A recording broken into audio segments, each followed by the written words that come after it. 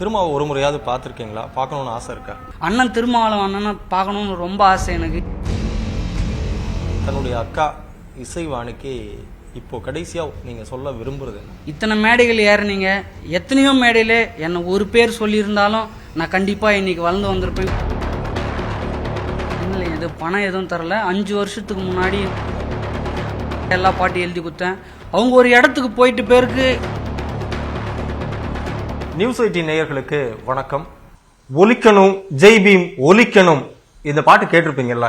இசைவாணி பாடி ரொம்ப பிரபலமான ஒரு பாடல். அது மாதிரி வெள்ள சட்ட மேல போட்டாருடா கோட்டை, இந்த மாதிரியான பல கானா பாடல்கள் இசைவாணியால் பாடப்பட்டு உலகம் முழுக்க தமிழர்களால் ரசிக்கப்படுகிறது. இந்த பாட்டை எழுதினது யார் அப்படிங்கிறது யாருக்காவது தெரியுமா? இசைவாணி இன்றைக்கு அவரது முகத்திற்கு ஒரு முகவரி கொடுத்த பாடல்கள் இவை. ஆனா இந்த பாடல்களை எழுதியவரினுடைய முகம் தெரியவில்லை, அவருக்கு ஒரு முகவரி கிடைக்கவில்லை. கானா இன்பதுரை யார் அப்படின்னு கேக்குறீங்கல்ல, இதுதான் அவருடைய நிலைமை. வாழ்வதற்கே அடிப்படை தேவைக்கு பணம் இல்லாமல் கஷ்டப்படுறார். பல லட்சங்கள் இதன் மூலம் சம்பாதித்துக் கொண்டிருக்கக்கூடிய இசைவாணி ₹1 கூட இந்த பாடலுக்காக இன்பாவுக்கு கொடுக்கவில்லை என்பதுதான் ஒரு புகாராக எழுந்திருக்கிறது. உண்மையிலேயே நடந்தது என்ன என்பது குறித்து கானா இன்பா நம்மோடு பேச இருக்கிறார். வணக்கம் தம்பி, வாழ்த்துக்கள். வணக்கம் சார், வாழ்த்துக்கள் சார். அதாவது இசைவாணிக்கு இந்த பாடல்கள் நீங்க தான் எழுதி கொடுத்துருக்கீங்களா? எத்தனை பாடல்கள் எழுதிருக்கீங்க? நான் மொத்தம் 2 பாடல் எழுதினேன் சார். நான் ஃபர்ஸ்ட் எழுதின பாடலும் அதுதான் சார். நான் அந்த பாடல் இது வரைக்கும் நான் 8 வருஷமா அந்த பாட்டு எழுதிட்டு இருக்கிறேன். 8 வருஷமா நீங்க நிறைய பாடல் எழுதிருக்கீங்க? நிறைய பாடல் எழுதி வச்சிருக்கிறேன். 8 வருஷத்துல நான் எப்படி சொல்றது, ரொம்ப கஷ்டப்பட்டு அப்படிதான் ஒரு பாட்டு சேர்த்து வச்சு போய் சான்ஸ் கேட்கறதுக்கு போவேன். யாருமே எனக்கு சான்ஸ் கொடுக்கல. அப்போ இவங்களை மீட் பண்ணப்போ கண்டிப்பா நான் இந்த பாட்டு பாடுறோம், நம்ம பண்றோம் அப்படின்னு சொல்லிட்டு சொன்னாங்க. பாட்டு பண்ணிட்டோம், எல்லாமே இதுவாயிடுச்சு. பாட்டு வெளியே செம்ம ரீச் ஆகின்னு போயிட்டு இருக்குது. எல்லாம் அந்த டைம் மாதிரி அவங்க கூட இருந்தேன் நான். அது சில சூழல்கள்னால அவங்க வெளியே இடத்துக்குலாம் போற ஆரம்பிச்சுட்டாங்க. எனக்கு ஃபேமிலி ரொம்ப கஷ்டமாயிடுச்சு. அதனால சொல்லிட்டு நான் எப்படி வேலை வீடு அப்படின்னு சொல்லிட்டு இருக்கிறதுக்கு ஆரம்பிச்சிட்டேன். இவங்க வெளியே போனாங்க, இன்னொரு பாட்டு கேட்டாங்க, இன்னொரு பாட்டு எழுதி கொடுத்தேன். அது வாழ்க்கையில கஷ்டப்பட்டு அப்படின்னு சொல்லிட்டு ஒரு பாட்டு. அந்த பாட்டு 2 பாட்டுமே இந்த தமிழ்நாட்டையே உலுக்கிச்சு. அந்த பாட்டு வாழ்க்கையில கஷ்டப்பட்டு வந்தாருடா பாடுபட்டு, யார வேணா கேட்டு பாத்துக்கோ, வேர்ல்டு ஃபுல்லா சில இருக்கு, அண்ணல் பேரு நிலைத்திருக்கு, பட்ட கஷ்டம் கொஞ்சம் இல்லைங்கோ, செவுத்து ஓரம் ஒதுங்கி படிச்ச அண்ணல் இவருமா, வகுப்பறையில லாஸ்ட் அமர்ந்த லா மினிஸ்டருமா, அறிவுலக மேதையான அம்பேத்கரையா, அனைத்து இந்திய மக்களுக்கும் சொந்த காரியா. இந்த பாட்டு எதுனா சார்? வெள்ள சட்ட பாட்டு பாடுங்க. வெள்ள சட்ட மேல போட்டாருடா கோட்டை, அடுத்து ஆள போற இந்தியாவின் நாட்டை, சமத்துவம் காட்டினீங்க, சாசனத்தை தீட்டினீங்க, மேதையாகி எங்களுக்கு பாதையை தான் காட்டுனீங்க, பாமர மக்களுக்கு சுதந்திரத்தை கேட்டனீங்க, ஜாதி வெறி பிடிச்ச பேய தானே ஓட்டுனீங்க, பட்ட படிப்புகளை படிச்சு நீங்க முடிச்சிட்டீங்க, பாராளுமன்றத்தில பதவியத்தான் வகுத்துட்டீங்க. ஒழிக்கணும் ஜெய் பீம் ஒழிக்கணும், ஒழிக்கணும் ஜாதிய ஒழிக்கணும், ஒழிக்கணும் ஜெய் பீம் ஒழிக்கணும், ஒழிக்கணும் ஜாதிய ஒழிக்கணும். அதாவது இசைவாணியை நீங்க எத்தனை வருஷத்துக்கு முன்னாடி சந்திச்சீங்க? உங்ககிட்ட இருந்து அந்த பாட்டை வாங்கும் போது அவங்க என்ன சொன்னாங்க? அதுக்கப்புறம் உங்களுக்கு பணம் எதுவும் தரலையா? இல்லை, இது பணம் எதுவும் தரல. 5 வருஷத்துக்கு முன்னாடி நாங்கள் சந்திச்சோம். அவங்க மேரேஜ் ஆகிட்டு அங்கே காஞ்சிபுரம் வந்திருந்தாங்க. அப்போது அவங்க ஹஸ்பண்ட் மூலயமா என்னை அவங்களுக்கு இன்ட்ரடியூஸ் பண்ணி வச்சாங்க. இந்த தம்பி நல்லா பாட்டு எழுதுவார், உனக்கு என்ன பாட்டு வேணுமோ நீங்கள் சொன்னீங்கன்னா அந்த தம்பி எழுதி தருவார் அப்படி சொல்லிட்டு சொன்னாங்க. என்கிட்ட எனக்கு ஒரு அம்பேத்கர் பாட்டு வேணும் அப்படி சொல்லிட்டு சொன்னாங்க.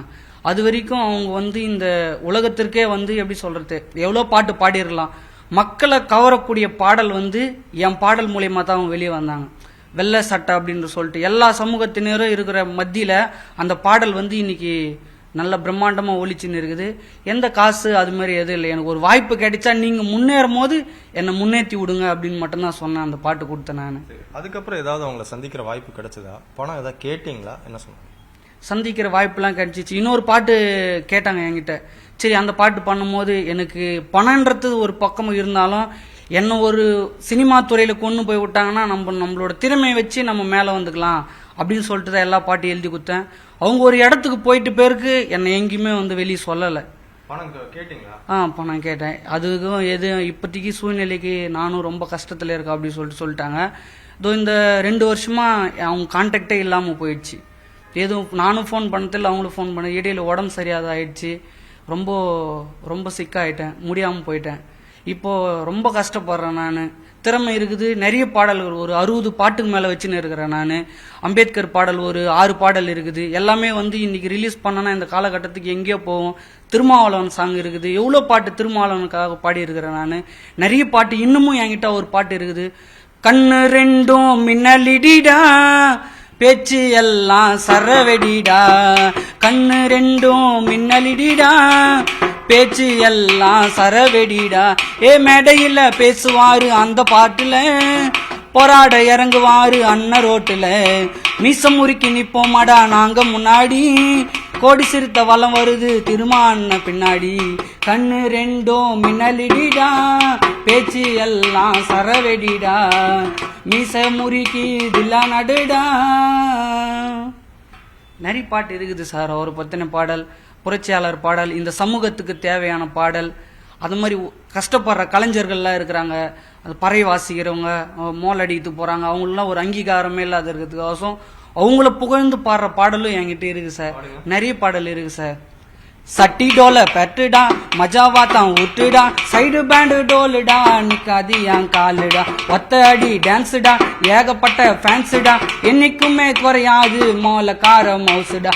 தெரிக்க விடுவோம் மோல்லத்தை, காட்டுவோம் பா டவுலத்தை, தெரிக்க விடுவோம் மோல்லத்தை, காட்டுவோம் பா டவுலத்தை. அதாவது இசைவாணி இந்த ஒரு ஒலிக்கணும் ஜெய்பீம் ஒலிக்கணும் அந்த பாடலுக்கு பிறகு அவங்க பல வெளிநாடுகளுக்கெல்லாம் போறாங்க. அங்கேயாச்சும் எங்கேயாவது உங்களை கூட்டு போறதை பத்தி நீங்க கேட்டிருக்கீங்களா? அவங்க அதுக்கு என்ன சொன்னாங்க? அவங்க அது மாதிரிலாம் எதுவும், அது அந்த பாட்டு ரீச் ஆயிடுச்சு, 2 பாட்டுமே ரீச் ஆயிடுச்சு. கான்டாக்ட் கொஞ்சம் கொஞ்சமா கம்மி ஆயிடுச்சு. அவங்களுக்கும் ஃபேமிலி சூழல், எனக்கும் ஃபேமிலி சூழல். ஆனா இருந்தாலும் என்ன அவங்க வந்து கொண்டு போனோம்னு நினைச்சிருந்தா கண்டிப்பா எல்லா மேடையிலயும் சொல்லியிருப்பாங்க. ஏன் திருமாவளவன் சந்திக்கிறாங்க, அவங்க சொல்லியிருப்பாங்க. ரஞ்சித் அண்ணன் சந்திக்கிறாங்க, அவங்க சொல்லியிருக்கலாம். இந்த பாட்டு எழுதுந்து இந்த தம்பி தான். இன்னமும் அவர்கிட்ட நிறைய பாடல்கள் இருக்குது, புரட்சியாளர் பாடல் இருக்குது, சமூகத்துக்கு தேவையான பாடல்கள்லாம் அந்த தம்பி கிட்ட இருக்குது. அவங்க சொன்னாங்கன்னா கண்டிப்பா என்ன கூப்பிட்டு இருப்பாங்க. கண்டிப்பா நானும் அவங்கள சந்திச்சிருப்பேன். ஆனா எனக்கு அவங்க கூப்பிடல. நானும் வந்து எனக்கு யாரையும் தெரியாது, போய் பார்க்கணும் அப்படின்னு சொல்லிட்டு யாருமே தெரியாது. விடுதலை சிறுத்தைகள் மாநாடுகள்ல பல பாடல்கள் உங்களுடைய பாடல்னு கேள்விப்பட்டோம். அதுல ஏதாவது குறிப்பிட்ட சில பாடல்கள்? திமிரி எழுவோம் நாங்க திருப்பி அடிப்போம், அடங்க மறுப்போம் நாங்க அத்துமீறுவோம். திமிரி எழுவோம் நாங்க திருப்பி அடிப்போம், அடங்க மறுப்போம் நாங்க அத்துமீறுவோம். பல நாளா பட்ட துன்பம் போதுண்டா, நாங்க சிறுத்தைகளா நடமாட போறோண்டா. நீல சிவப்பு வண்ணம் விண்மீன்கள் கொண்ட சின்னம், தமிழர்களின் எண்ணம் திரும்ப முதலமைச்சரா வேணும். காலம் தந்த சிறப்பு திரும்ப என்னும் நெருப்பு, அடங்கி போக மாட்டோம் நாங்க அத்துமீறும் கூட்டம். குடிச வீட்டுக்கும் நீங்க வெளிச்சம் தந்தீங்க, அண்ணலின் மறு உருவில் நீங்க இருந்தீங்க. திமிரி எழுவோம் நாங்க திமிரிப்பி அடிப்போம், அடங்க மறுப்போம் நாங்க அத்துமீறுவோம். இந்த மாதிரியான பல பாடல்களை எழுதியிருக்கீங்க. விடுதலை சிறுத்தைகள் மாநாடுகள்ல இந்த பாடல்கள் ஒலிக்குது. திரும்ப ஒரு முறையாவது பார்த்துருக்கீங்களா? பார்க்கணும்னு ஆசை இருக்கா? நிறைய டைம் ட்ரை பண்ணியிருக்கிறேன். எங்கள் பகுதியில் இருக்கிற நிறைய பேர்கிட்ட கேட்டுருக்கிறேன். கூட்டின்னு போகிறேன்னு சொல்லுவாங்க, ஆனால் யாரும் கூட்டின்னு போக மாட்டாங்க. எனக்கு ரொம்ப ஆசை அவர் பார்க்கணும், நான் எழுதின பாடல் வந்து அவர்கிட்ட பாடணும் அப்படின்னு நிறைய ஆசை எனக்கு. இது வரைக்கும் எனக்கு யாரும் வழி காட்டல. எத்தனையோ தலைவர்கள் இருந்தாலும் அந்த வெள்ளை சட்டை மேலே போட்டாருடா கோட்டை, அடுத்து ஆள போற இந்தியாவின் நாட்டை, அது திரும்ப அண்ணனை வச்சுதான் அந்த வரிகளே எழுதுந்து. நான் அந்த பாடல் வந்து அவர்கிட்ட பாடி காட்டணும் ரொம்ப ஆசை எனக்கு. அதுலயும் நிறைய வரி வச்சிருப்பேன். பறையன் பார்த்தா என்ன அவ்வளவு கேவலமா, பரமொலை இல்லாமலே எந்த சாவும் போகலம்மா. தயிர் சாதம் மூச்சடிச்சா எல்லோருக்கும் பிடிக்கும், மாட்டுக்கறி இல்லைனாக்கா எங்க புள்ளிங்க துடிக்கும். இந்த வரி மட்டுமே எப்படியோ வந்து ரொம்ப மக்களை வந்து கவர்ந்த வரி. நிறைய பேர் என்கிட்ட ஃபோன் பண்ணி கேட்குற வரி, இந்த வரி எப்படி ரெடி பண்ணீங்க, எந்த பாட்டிலுமே இல்லை அப்படி சொல்லிட்டு நிறைய பேர் கேட்பாங்க. அண்ணன் திருமாவளவன் அண்ணனை பார்க்கணும்னு ரொம்ப ஆசை எனக்கு. இது வரைக்கும் யாரும் என்னை கூட்டின்னு போயும் காட்டல, நானும் இது வரைக்கும் அவர் பார்த்ததும் இல்லை. நிச்சயமா இந்த செய்தியை திரும்ப அவர்களுடைய கவனத்துக்கு நியூஸ் 18 சார்பாக எடுத்துட்டு போறோம். கண்டிப்பா அவரை பார்க்கறதுக்கான ஏற்பாடுகளையும் நாங்கள் செஞ்சு தரோம். சரிங்க சார், ரொம்ப நன்றிங்க சார். நான் வந்து என்ன மாதிரி வந்து எத்தனையோ பேர் இருக்கிறாங்க சார். இருந்தாலும் திறமையை வச்சுன்னு இவ்வளோ பாட்டு வச்சுன்னு என்னால் வெளியே வர முடியாமல் நாங்கள் ரொம்ப கஷ்டப்பட்டுறோம் சார். ஏன் இப்போ ஹாஸ்பிட்டல் இருக்கும்போது கூட சார் ரொம்ப கஷ்டம். நம்ம அவங்க போன இடத்துல இந்த தம்பி தான் எழுதினான்னு ஒரு இது காட்டியிருந்தா ஒரு வாய்ப்பு கொடுத்துருப்பாங்கல்ல. எவ்வளோ பாட்டு வச்சு நான் சும்மா தான் சார் எழுதுகிறேன். இசைவாணிக்கு இவ்வளோ ஒரு பிடிவாதம் தெரில சார். ஏன்னு இப்போ மற்ற இடத்துல இப்போ நான் அந்த தம்பி தான் எழுதி கொடுத்தான்னு சொன்னால் நம்மளே எழுதி பாடணுன்றது ஒரு பெருமை எப்படி இருக்குது. இன்னொருத்தங்க எழுதி கொடுக்குறாங்க, நம்ம பாடுறோம், நம்ம பாட்டு மட்டும்தான் பாடுறோம், அதோட எல்லா இதுவும் வந்து அந்த தம்பிக்கு தானே சாருன்றதுனால சொல்ல மாட்டாங்களான்னு எனக்கு தெரியல சார். இருந்தாலும் நான் எவ்வளோ பாடல் வச்சிருக்கிறேன். இப்போ இந்த அம்பேத்கர் பிறந்த நாளுக்கு கூட நான் பாடு ரெடி பண்ணி வச்சிருக்கேன் சார். எப்படி கூப்பிடுவீங்க? அக்கான்னு தான் சார் கூப்பிடுவேன். இவ்வளவு கஷ்டப்படுறீங்க, ஒரு வாழ்க்கையில வந்து சாப்பாட்டுக்கே வழி இல்லாம வேலை இல்லாம தவிக்கக்கூடிய ஒரு சூழல். ஒரு இன்பா தன்னுடைய அக்கா இசைவாணிக்கு இப்போ கடைசியா நீங்க சொல்ல விரும்புறது என்ன? இத்தனை மேடைகள் ஏறினீங்க, எத்தனையோ மேடையில என்னை ஒரு பேர் சொல்லியிருந்தாலும் நான் கண்டிப்பா இன்னைக்கு வளர்ந்து வந்திருப்பேன். இவ்வளோ கஷ்டத்துக்கான நான் ஆளாக இருக்க மாட்டேன். என் பாட்டு நீங்க எத்தனையோ மேடையில பாடுறீங்க, சின்ன சின்ன இடத்துல நீங்க சொல்றீங்களா இல்லையான்னு கூட எனக்கு தெரியல.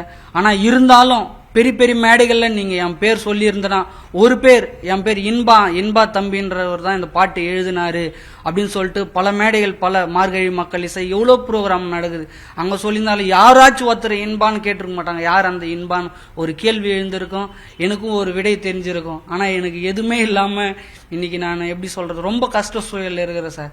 எனக்கு வாய்ப்பு கொடுத்தா நான் 1 மணி நேரத்துல நீங்க எந்த கான்செப்ட் சொன்னாலும் அதை பத்தி தெரிஞ்சுக்கின்னு நான் 1 மணி நேரத்துல பாட்டு எழுதுறேன் சார். எனக்கு தேவை அந்த 1 மணி நேரம். நீங்க எத்தனை இது சொல்றீங்களோ அத்தனை இது நான் எழுதி கொடுத்துருவேன் சார்.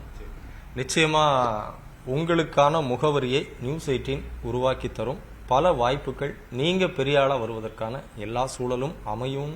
இந்த காணொலியை பார்க்கக்கூடிய யாரோ ஒருத்தர் மூலமா ஒரு சின்ன ஒரு நெருப்பு ஒரு பெரும் நெருப்பா மாறும். நீங்க நிச்சயமா பெரிய ஆளா வருவீங்க. வாழ்த்துக்கள் இன்பா. நன்றி சார். நியூஸ் 18க்கு நான் ரொம்ப நன்றி சொல்றேன் சார்.